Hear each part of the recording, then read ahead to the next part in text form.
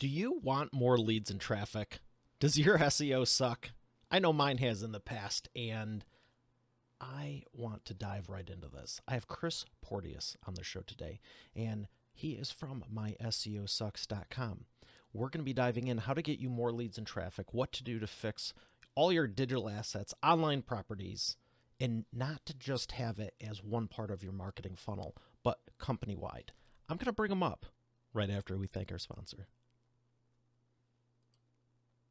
Every business needs a book, including yours. Visit freebusinessbookpublishingcourse.com today to learn the 7 steps to publish and promote your nonfiction lead and profit-generating business book in 8 weeks. Once again, that's freebusinessbookpublishingcourse.com.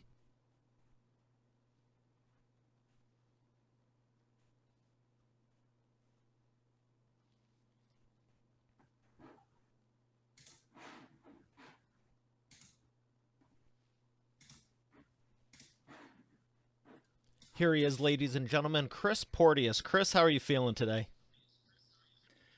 Great. Thanks for having me, Mario.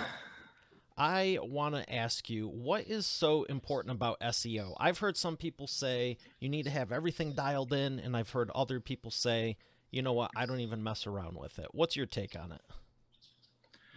It's absolutely fantastic. I mean, if you talk to the guys in like the paid search space or paid marketing space, they kind of look at SEO like, why would I want to spend, 3, 6, 9, 12 months kind of building out a content marketing SEO strategy?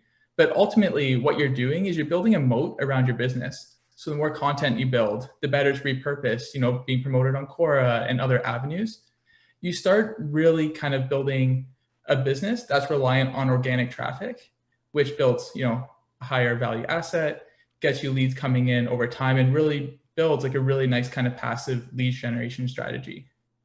Now, you said a few keywords there I'm going to dive deeper on. You said building a moat around your business and passive strategy. Let's start with the moat. Why is this important? Well, building out like an SEO or content strategy is much different than, a traditionally kind of paid AdWords type strategy. With content, you're building out content, you're building out these 5,000, 10,000 word guides. You're kind of putting that across the internet. You're building videos, putting on YouTube, repurposing it in social, email marketing. You start building those funnels. So what happens is it becomes much more difficult to replicate that process than it is kind of running a paid type strategy. And that's where the moat comes in. So when you're building out this content, the more you build, the more you're targeting, the more you're hitting, it becomes much more difficult for competitors to meet and kind of build similar type strategies without, spending a lot of resources and a lot of time on it. So what I'm hearing here is the paid strategy isn't bad necessarily, but anyone can duplicate it. You can grab the headline, you can grab the title, you can make a funnel and just start putting money at it and getting traffic. But once you turn that off, you're kind of done. What you're proposing is building a moat around the business, which is a longer term game plan because you're not going to do this overnight. Is that correct? Yeah, exactly. Paid strategies are absolutely fantastic to start with. You can get a lot of data from it. You can see what's working, what's not working, and you can kind of scale that and then produce a content or an SEO kind of organic strategy based around that over time. So the other thing you were talking about was passive strategy. Why is passive so just great? Well, I use the word passive. I mean, it's like when you're like, for example, with the 4-hour work week, it never happens. I mean, everyone's trying to get to that point, but you always end up putting more on your plate, you keep on building it up, et cetera, et cetera. But what's great about in the context of like an organic or a content marketing strategy is once those funnels are built, unlike paid search, they keep on running basically on autopilot. Yeah, you're going to want to kind of continue scaling it up, continue growing it, continue improving it. But ultimately, once that content's produced, you have that digital PR, link building strategy in place. Even if you were to spend zero resources going forward, you're still going to have that organic strategy in place, and it's still going to be generating leads and new business and revenue. I'm glad you brought that up because I consider my show very much in the same vein. And I treat every single episode like it's a work of art because you might listen to it 3 years from now. You might have listened to it 5 years from now. But if you have that one piece, you know, in the terms of a show, you have the episode. With your business, you have content, you have the blogs, you have all the different things you're mentioning. But I love the idea of you talking about building a moat around it, because the more you have out there, yeah, I can give you all my funnels, I can give you all the ads and say, here's what we've ran. And you can throw some money at it and put all that out there. And it's all well and good. I highly advise paid advertising. But I also like the SEO, because I've got stuff on YouTube. I've got stuff all over the internet from over a decade ago. And there ain't no way you're building up over a decade or two of stuff, probably in even under a year. I mean, you need a pretty significant team working around the clock. Maybe you could pull it off in a year content-wise, but it's just a ton of work. Exactly. And what's great about that, like taking your show as an example, you know, being on YouTube, you know, maybe you're on Vimeo, you're on other different mediums, as well as, you know, different podcasting sites. People are searching for you either organically, not just for you, but maybe you did an interview on someone in the SaaS marketing space or the local SEO space. And people are searching those keywords, and they could stumble across your podcast. So like over time, even if you stopped any marketing, your podcast is still going to be getting visitors every day. That's inspiring for me. That's a huge value add just for anyone with a podcast. But speaking to Expert Authority World here, all business owners, I mean, it's like, why wouldn't you do something that lasts, you know, here's another thing that lasts past you. Not just, oh, I can do it this year and get the benefit for the next couple of years, but it's like, what do you do after you're gone? What if you want to sell the business and exit? You still have all those assets working for you. So where would you say is the best place for someone to start if they go, this sounds like a ton of work. I know it's going to be a ton of work, and that's why I've put it off. What could we do to get them thinking right now today, saying, but today's the last day I'm going to put it off because I now see all the benefits? What's the first place they should start? Yeah, no. And for sure, for some context there, one of the challenges when you're saying, why don't you do this? We have our own internal processes for My SEO Sucks. And every time we produce a guide, it's, you know, a 6,000 word piece. It's going through QC. We get quotes from other authority kind of leaders in the space. We do a video, it gets promoted, it goes onto our Facebook group, there's email marketing, we build funnel. Like it ends up being 40, 50, 60 subtasks just to do one guide. So I can see that being very daunting for a business owner who's already tapped out, you know, especially, you know, with COVID and everything else going on. They're dealing with so many different things right now. And this is just one extra thing to throw on your plate. So there's definitely a challenge there. And I met with a company yesterday, absolutely fantastic, very well-run business. They're in the finance space. They wanted to start content marketing or SEO. They didn't know where to start. And I recommended, let's not dive in here. They're kind of pre-market fit, and suggested, why don't we take overall theme, they're in the option space, and let's build a really kick-ass guide on options trading. Something, you know, 6,000 to 8,000 words. We'll hit kind of different targets, different keywords, different strategies, and we can take that content and repurpose it later on, but at least we have a starting point. So for a business owner, I always recommend kind of dip your toes in it, find one or two things that you specialize in and that you know very well, and produce a really great piece that you would want to share with everyone inside and outside of your business. So you're saying to do a guide? I use guides as an example, but any type of highly engaging, I love long form content, and that's our specialty. We moved away from, you know, 300 to 500 word blog posts about a year ago, and we really kind of focus on building out these 5,000 to 10,000 word guides that are very in depth, especially with the way kind of Google's algorithms moving, focusing on quality and really kind of showcasing experts in the space and leaders. Building these guides are a great way. They're highly shareable. You can incorporate quotes, information, videos, infographics, etc. Testimonials. So they're highly shareable. And then you can also, testimonials are absolutely fantastic. And you can just kind of break that into pieces and share it on other, or repurpose it later on, potentially parts of it on Quora, maybe snippets on social media, or turn part of it into a video. So that's why I really like guides, and it kind of showcases you as an expert in your field. So what has Google shifted? You're saying you don't do short stuff anymore, and 300 to 500 words I wouldn't say is um, super short. But what has shifted over the years from going from, let's just say, 1,000 words or less to 6 or 8,000 words? Because being a publisher, I hear 6 8,000 words. I'm like, it's like a quarter of a book. I mean, that's pretty significant. That's no joke right there. Yeah, absolutely. Ultimately, it comes down to search intent. So for us, like, we're targeting top of the funnel type keywords. For example, we did a guide recently on SaaS marketing. And if you look at the intent there, it's people looking for information and resources on SaaS marketing, whether that's SEO, content, understanding churn, and other types of metrics. Um, it has a different intent. So we want to really make sure we're hitting that, and we're adding a lot of value add, and we're being seen as a leader in that space. So that's the approach we take. But again, it really depends on the intent. If it's a product page, you're not writing a 6,000 word, product description.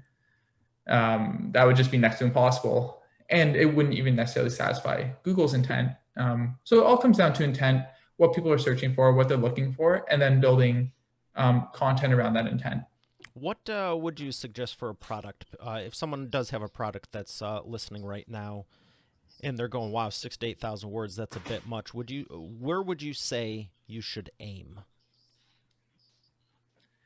I never like to look at word count as defined. Again, it really goes back to intent. Like, we use some really cool tools out there. There's MarketMuse, there's Phrase, ClearScope, where you plug in your keyword, and it would recommend a word count based on the top kind of 30 pages ranking in search for So that it keyword. could, depending on the product, it So might say 800 or it could be 2,200. yeah, or a product, it could even be 50 or 100 words, just a quick description. Maybe people aren't looking Okay. for content, they're looking for images, yeah, it's all over the place. And it really depends on the intent. But for content itself, and let's say you have a product site, great things you can do to satisfy, maybe you're not trying to rank for a specific product, but a certain kind of niche or category. You could build listicles. You could build like a top 10 XYZ, for example, and that could be like a 3 to 5,000 word guide that looks at the kind of top 10 products in the space, what they look for, what you want to look for when you're buying it, where you can buy it, and kind of being as in-depth as possible. Excellent. So, other than guides, is there anything else you could recommend that someone try out, if in addition to the guide or in place of it? Yeah, absolutely. You're doing a fantastic job on the video marketing side. Thank you. You're doing this podcast, you're kind of repurposing it. No, absolutely. And it goes back to building that moat. It's just so difficult. Like, the time you put into it, the equipment, the setup, getting the processes down, the bookings, like it's very in depth. And that's also a great way to market. Like, we have clients who are publishing 3 4 videos a month alongside long form content. And what we'll do with that is we'll put those videos on YouTube, we'll translate them, we'll build chapters, we'll have a nice intro, outro, and we'll market that on the same long form pieces of content as well, on Quora and other avenues. And it works really well. YouTube videos especially rank much more naturally in search, depending on like what keywords you're trying to target and hit. So there's a lot of opportunities there, and a lot of low-hanging fruit. For a business owner, maybe they don't have time to write out a 3 or 4,000 word guide, if they're a roofer, for example, on how to install or repair a metal roof, but they're comfortable doing a 20-minute video showing them do it, which ultimately for a user that could be much more valuable. and it Yeah, could just mic target way them up more with a eyeballs than, lavalier, you know, traditional. get some Yeah. drone footage, and you're good to go. Oh, absolutely. You're really escalating the production value there. It's actually easier Already. because, I just meant, you know, simple. Yeah. you know, especially if someone's on a roof, I would not advise trying to balance and then trying to get the shot like, hey, check that. Like, it would be 10 times safer to use a drone, and then you could just use a wireless lav, and I mean, that would be easy. And then you could just work normally. Because that's the thing Yeah. when you're shooting, like even now, is the whole reason I have this on a boom arm, because I can still be natural but still be capturing it the way I want to, because let's be honest, most people don't walk around with a camera and a microphone on them 24/7. I don't even do that. So it's like, not just how can we get the best shot, but also how can you do it where you can still come across as natural and be comfortable in the environment or the subject. So you're saying the videos Yeah, absolutely. are another thing, yeah. just like the guide. Yeah, absolutely. It's another form of content. And if you look how people are consuming content nowadays, like podcasts are growing at a rapid rate. I think it's, you know, 161 million Americans listen to a podcast monthly or something like that now. And then with this work from home and everything else going on, it's just only growing from there. So the way we're consuming content is much different. Long form content ranks well. It's not ultimately, you know, the best option depending on, you know, search intent and what people are looking for. But if you compare that with videos, it could be even like 1 or 2 minute, you know, audio clip of that long form guide, and you start pairing that all together, you start seeing really remarkable results. Well, I appreciate you for sharing the insider success secrets. I want to know, how'd you get into this? You know what? I've always been an entrepreneur. When I was 12 years old, I built my first website, and Nice. it was kind of modeled after Dell's website, where you could go pick out all your computer parts, click, you know, buy, and then I would ship the computer to you. I think my first few I didn't build right, and they like broke when they got shipped. It was a disaster, but I kept on going with it. And so I was always entrepreneurial, like even as far as, you know, I could bike to the store and buy product and resell it. In university, I had a fast growing macro finance blog. And then after university, I started randomly a cardboard furniture business where, you know, we built the world's largest cardboard beach. We did projects for like the Swiss government, the Canadian government, a lot of stuff for, you know, corporate USA. And we're doing a lot of cool, innovative things there. And I never saw myself as, you know, wanting to be an entrepreneur. It just kind of happened. I saw these opportunities and like, oh, this is really cool. I want to jump into it. And now how I got into SEO is I built all of those businesses ultimately on search marketing. Oh, and really? so I'm like, well, if this is working for me, yeah, it's been always the core of every business that we built. Even, you know, how we attract our clients is all through search marketing. So we drink our own Kool-Aid. We build these processes for us, our own businesses. And then I got to go with grape. Okay. Definitely the top there. And yeah, ultimately what we do for ourselves, we scale for our clients. So we're not trying to do something different for ourselves, because, you know, you see a lot of companies, they treat, you know, their own businesses like their baby, but then for clients, they're doing what is considered kind of bare minimum. We use the same processes. We've scaled our processes across our own affiliate sites, our own lead gen sites, as well as, you know, our clients' businesses. I love that you do that, because I'm very much subscribed to that also. If I haven't done it or taught someone, I'm not going to be like, oh yeah, you should try this, this, and this, and this, and this, everything I've done. You know, if you're asking how to publish the books and or even the podcasting now, it's like, here's what I've done, here's what works, here's the reason why. Well, I heard XYZ. I'm sure it works for them that way. Never done it, can't recommend it, but here's what I advise. So that's great that you're doing it absolutely. for yourself. But that's also astonishing when you said I built my first website. I was like, yeah, so did I. But it wasn't an e-commerce site. And then you were selling computers on top of that? It's pretty complex. Yeah, I don't know how it got to that point, but it was a great learning experience, that's for sure. I've designed and built computers, but I never in my life was like, oh, yeah, I'll do it for you too. I think maybe my sister, like a decade ago, I offered it for my niece and nephew, but I've never promoted it as to your point exactly with the warranty. And what do you do in 3 years later if someone turned it on the wrong way? Well, now you're on the hook for, Ooh. it's your fault because you're the one who built it, right? Yeah, no, you're absolutely. And those are things, as I was 12, 13 years old. I'm not thinking about, warranties, Yeah. chargebacks, expansion revenue, logistics, operations, MRR. scaling it. Yeah, exactly. No, that's cool though. I started my first business at 12 and sold it to start this one when I was in college. So I definitely get it. Yeah, definitely not thinking about all the stuff I was. Definitely wasn't thinking about all the stuff I am now, but there's part of me where it's like, I kind of wish I could just go back and just be like, you know, ignorant and bliss. Because I just went full throttle and it was like, who cares what happens? And a lot of the times it was good. There was a few times it wasn't. Um, but it was just so much fun. I love starting stuff up because it's just like you see this. Even when I started this show, it was just like it's brand new, it's fresh. I get to do everything I learned. I get to incorporate this time around instead of 10%. I'm running in with 160%. Exactly. You get them molded after what you've learned in the past from your other businesses, whether it's successes, failures, everything you do.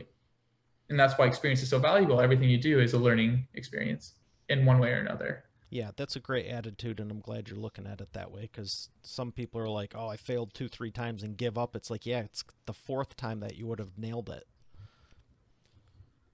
It's a tough one. Can't speak for everyone, but I Yeah, no, know what I'm absolutely. choosing. So let's talk about your clients. What's your biggest success story? Or who, or. So they're my first client that I did or worked on SEO for. Back before then, I was kind of doing SEO for my own, finance sites, affiliate sites, as well as that cardboard furniture business. And a friend of mine's like, "Hey, I have a client. They're looking for SEO. Are you interested?" And I'm like, "I don't know what I'm doing."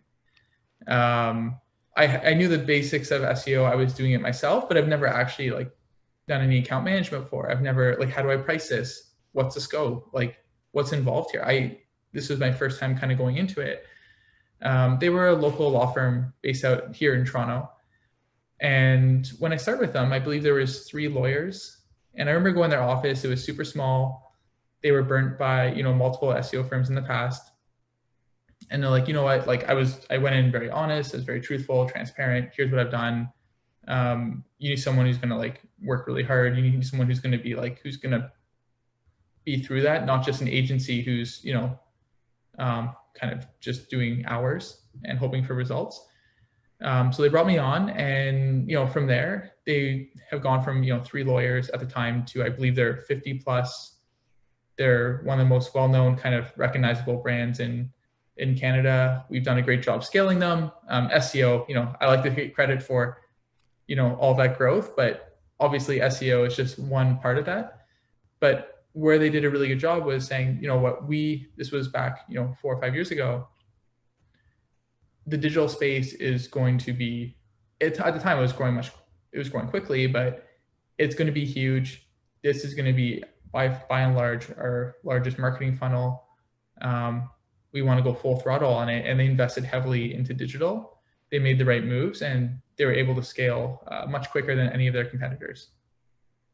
Well, good for them for the growth, and good for you for just being you, because there's a lot of people who could have just said, we'll look at this short term, but you still got them as a client. Props to them for making the right decision and going, you know what, let's look into this, because that's the thing. Everyone goes, oh yeah, I wish I would have bought stock in Google. When they started, it's like, you need to be real in sync with someone to trust them at the right time. And that goes both ways. That really goes both ways. So props to both of you. Oh, I appreciate that. It's in the SEO space, it's tough. Most of the clients we work with have been burnt, 2, 3 times, and it's really tough. If you're a local business owner, you've already hired 2 or 3 agencies, you've been burnt, no results, you spent, potentially tens of thousands of dollars. It's disheartening, and you're like, do I want to stick with it? And ultimately, it works. If you're investing in the right areas, even within SEO, it does work. There is that payback, but it's really tough finding those people in the space who know what they're talking about and know how to kind of build and scale an agency that's going to drive consistent results for clients. What would you say to someone who may have been burnt before, which is probably everyone that's been in business at some point? More, I mean, even if you've been in 6 months or a year, I'm thinking back to my first 6 months, and it's like, yep, 3 times. So I don't think it's so much how long you've been in business, but what would you, because I don't see SEO going anywhere. The internet is nothing new, but it's also not going anywhere. It's still data, images, text, and video. It's all data, but you know what I mean? There's only a few core components, and SEO, I'd say, is kind of important.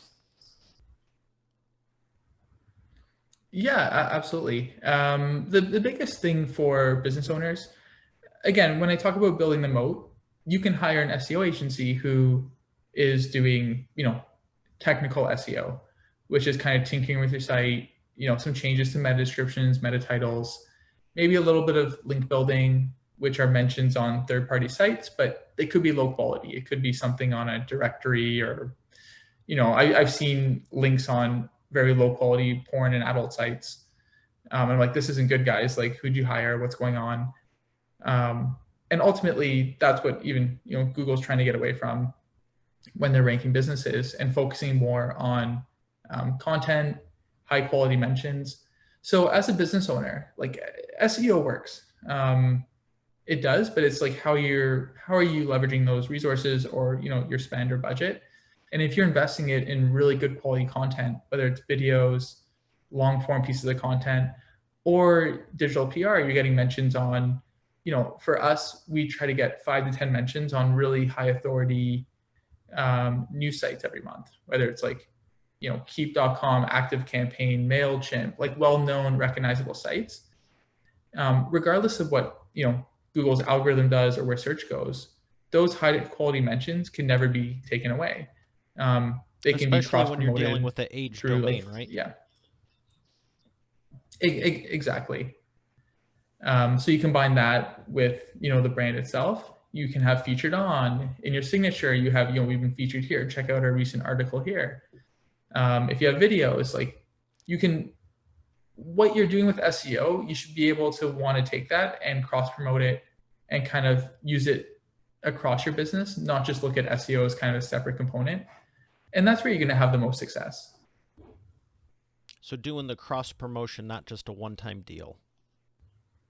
Yeah, treating SEO as a core of your business versus, we hired an SEO guy, he's handling it, we're good. It should be all the different kind of channels working together to leverage what you're doing on the SEO side. So leveraging the content you're doing, leveraging the digital PR you're doing, the outreach and everything else, and bringing it all together. Okay. Got one more question before we go to something fun. Well, this whole thing's fun. I don't know why I say that, but we're going to go to a different segment, and you'll see in a second. Whatever. So my question is, for someone that's listening and wants to say, you know what, this sounds good. I want to invest more in SEO, and like you said, digital. Clearly, nothing's going offline anytime soon. What percentage of their marketing, or what percentage of the overall budget, the profits, how much do you think someone should be allocating to say, here's what's realistic, but I will get a result from it? Because like you said, if someone's been burned, they don't want to go, here's another $50,000, $100,000 at this, or even 10. But at the same point, I know some people go, well, I tried it. They use that $100 coupon Google gives them, and it's like, well, I put $100 a month at it. It's like, I don't know if that's the solution either. What's your take? Yeah, absolutely. We've seen with a lot of our clients, before coming on board, the value they would put a much higher value on a bus ad or a billboard or radio or TV, and they have no problem spending, for example, here I can't speak for rates in different cities, but to get like a 30-second ad on the local news could be anywhere from $3,500 to 5,000 for a 30-second view, and you have to do that multiple times, daily, weekly, keep on hitting them over the head till that message resonates with them, and you're not necessarily even targeting the right customer with that. So a lot of companies are fine with traditional media buys. We've done some media buying in the past, multi-million-dollar budgets. But the digital side of it, especially organic, might only be 1 or 2% of that. And ultimately, that doesn't make sense. So I like to look at, breaking out, depending on the size of the business, what they're doing, breaking out digital versus traditional. Maybe it starts off as 40% digital, 60% traditional, and over time it becomes 60% digital, 70% digital, 80% digital. On the SEO side specifically, it does cost a lot of money to produce. Like think about your podcast. There's equipment, there's time, resources, editing. If you want a really good product, it does take a lot of resources. So to build a 5,000 word guide, you might hire someone. If you don't do it yourself, someone might take them a week to produce that content. Then you want to pair that with a video and these other kind of things, and that guide might end up costing $3,000 to $5,000. But ultimately, if you're let's say you're a lawyer and that guide brings in 3 to 5 leads a month, the value is there. Yeah, especially if the average sale is probably $2,000, $5,000, $10,000. I would just, no matter where you're at, I can't imagine it being less than that. Yeah, absolutely. I mean, on average, 200 to 500 an hour for an attorney. So, and they're not doing stuff for just 1 hour generally, unless you know them and it's a favor, in which you still have to pay them. But you know what I mean? You put them on retainer, and you're up in the thousands right off the get-go. So that makes a lot of sense. I appreciate you breaking it down because, again, no one likes to get burned, but also, when you get 3 proposals from 3 companies, one's 10 grand, one's 20, one's 30, it's like, I have no clue. What's the difference? If they can't articulate it, sorry. So that makes sense. Yeah, absolutely. So the fun thing I was talking about, yeah, got it. It's the wheel of whatever. Forgot to put it in front of me today, but it's fine. So my question for you is, oh, that's a good spin. We're going to let that baby go for a minute. Don't fall. Man, that's like real good. It's better than my rollerblade bearings. Okay, that's not going to stop anytime soon. So I'm going to stop it. My question for you with SEO is, what is something you haven't tried, but you really, really want to because you think it will work? Is this from my perspective or? Like with the marketing and the SEO, is there something like cutting edge that you're like, wow, I could really see this being something big over the next few years, but it's not traditional or mainstay right now? Yeah, right now SEO focuses, or at least what us and traditional agencies would focus on is, search in Google.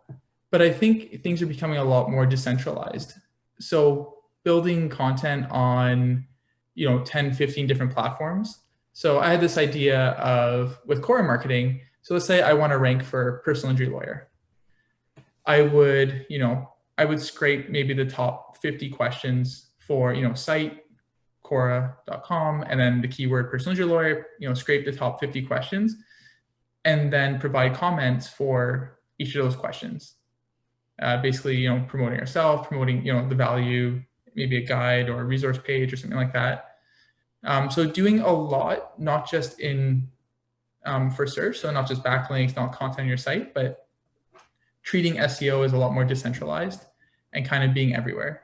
Because ultimately, if you look at where SEO is going, it's a lot like media buying. if you are everywhere on the street, so you're on the buses, you're on the billboards, everyone's going to know who you are, and that's the equivalent of what Google's trying to do in search. So the more places you are, the more places you're found, you're going to rank a lot higher. So that's something that we're putting more emphasis on. I think that's the future of SEO, not just optimizing for one search engine, but looking at the user. They're searching stuff with Open Graph, with Facebook. Are they searching on Quora? Are they searching on new platforms and Amazon to too. find content? Oh, absolutely. Amazon's I would guess at this point they're probably the second largest search engine. I haven't looked at the stats, but I know they have an awesome marketing platform for promoting your products. Yeah, I've talked to my author clients about that in different audiences, because you're absolutely right with Google. It's no longer, if I'm on Google, I'm good. It's like people are on YouTube, Facebook, social, Twitter. They're all over the place, and Google. And the thing I've said in my own presentations is people can search for you all these other places, but if they're searching on Amazon, they're going to buy. You don't go on Amazon just randomly looking at stuff. If you're on Amazon, you're buying something, which means cash. You can search till the day's long and everywhere else, but it's an interesting tidbit depending on what you're selling, but especially with books. It's like, do you want to, obviously you want to be doing all of it, but it's like, it's something to consider, like you're saying, the billboard placement versus the bus. What depends who's your demographic. If it's the bus is going to get you better results here versus the billboard over here or TV. And I don't know how any of those would this is me. I don't know how any of those would smoke anything online right now, but you know what I mean? Ultimately, it comes down to your demographics, but that's interesting point you're making, because yeah, Google's great as far as search goes, but they're not the only game in town anymore. Yeah, absolutely. But the challenge becomes, like, for us as an agency, how do you scale that? It's tough enough for clients to have, a healthy enough budget to rank in search. Then you want to apply, these different engines and kind of different strategies, and those costs increase quickly. So we're really big on how can we scale that across different mediums. Using kind of one piece of content, how can we take that and scale it versus just focusing it on one kind of medium. Yeah, and you're doing the right thing, because you focus on the one you can scale, and you're going to get 10 times better results than doing a little bit on all of them, because you're not going to go deep enough to get that traction. And I think that's what a lot of people lack. There's so much opportunity. It's like, well, where do we start? But then even after you start, it's more importantly, where do you stay? Yeah, you can do all 15 of them, but do you need to? Do you want to? No. Yeah, absolutely. So we're going to thank our sponsor and come back for more. That's what I should say, is more fun. The Imperfect Action Round.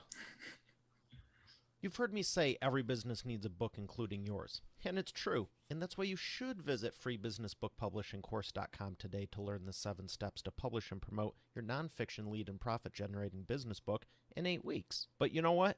Don't take my word for it. Take it from a few of my authors, like Lori. And I went from having an idea and a possibility to actually getting my book published. Or Catherine. Thank you for making my mom #1 best-selling author. Or Mary Alice. What he got done for me in 3 days regarding my book launch, unmanageable. John Cody. I've worked with Mario over the phone and online, and he's been very helpful in getting me where I needed to go with promoting my books. Rocio. There's no way in the world I would have been able to do this with somebody else. I've attempted it in the past. It didn't serve me. As a matter of fact, I ended up more frustrated than anything. So this has been a very seamless process. Adele. If you're looking for an amazing business coach, I highly recommend Mario Ficini. Or Bill Benner. I can't make a higher recommendation than to work with Mario Ficini. He has been great for me, and right now I won't work with anybody else except for Mario. Hey, their words, not mine.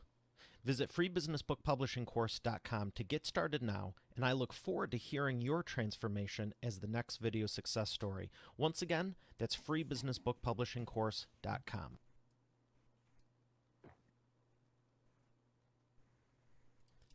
And we are back with the imperfect action round. Chris, are you ready to take imperfect action? I'm ready to go. All right, 60-second or less answers. I got a couple of questions for you. And the first one is, what is the fastest path to the profits? Fastest path, depending on your business, it would be sales. Nothing else matters. Even if you don't have a product, sales, reach out, get feedback, get them on, see what they're looking for. Maybe give them a discount for, a pre-sign up, whatever it is. But that's definitely the quickest way.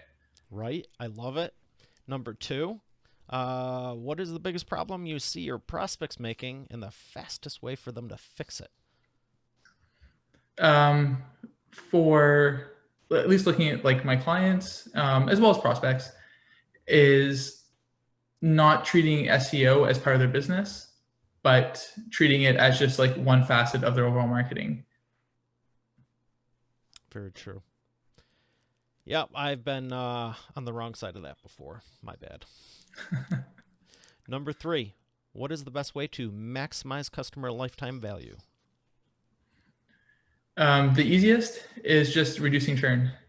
It ultimately, if you have high churn, low retention rates, you're going to fail. Even if you're not in a recurring, revenue model, if you're e-commerce, building out a product, doing whatever you can to get that customer coming back, making sure they're staying on. And the easiest way to do that is building a real awesome, customer experience team. Someone who's reaching out to them, someone who's staying on top of it, someone who makes them feel like not just a client or a number, but part of the team. Very, very good. Because ultimately, it's the people around you. They're going to be supporting you for the years to come. It's not just a transaction. Absolutely. What books would you recommend to Expert Authority World that have made a difference in your life? This is a little basic, but for me, the one that kind of changed my life and what really led me to build this SEO agency was 4-Hour Workweek. I know it's a bit of a cliche, but ultimately everything in there holds true. For me, after reading that, how can I outsource my job as quickly as possible? And that's been my obsession. Doesn't matter how complex it is. How can I build processes? How can I keep on scaling it and get me out of the business and more kind of handling strategy, long-term initiatives, building out processes, and worry about more of the high-level stuff. Excellent. I think that's everyone's goal. Where would you like people to learn more? You can visit, we have 2 websites actually. You can visit myseosucks.com. On there, we cover basically any type of SEO kind of resource you're looking for, whether it's keyword research, content marketing, digital PR, social media promotion, all that. And then we have a awesome SEO platform where you can actually buy, one-off deliverables, content, links, SEO campaigns at searcheye.io. Excellent. Well, Chris, it's been a pleasure. I thank you for your time and sharing your wisdom. That's great. Thank you so much for having me today. All right, Expert Authority World, we have another great episode here today. I'll see you tomorrow. Have a great day, and God bless.